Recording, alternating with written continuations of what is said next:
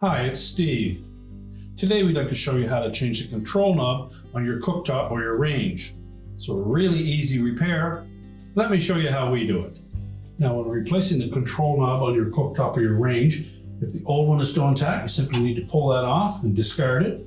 But before you do so, check the inside of that stem on that and make sure that the little metal retaining clip is still in place.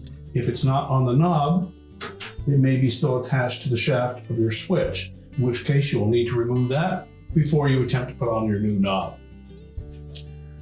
Typically, you can take a pair of needle nose pliers and gently pull that off of there. In some cases, you may be able to do it with a small thin blade screwdriver.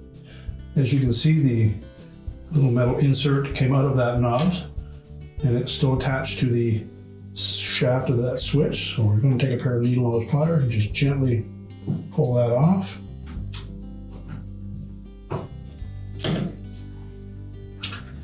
Now we can install the new knob. Push it onto the control shaft, and your repair is complete.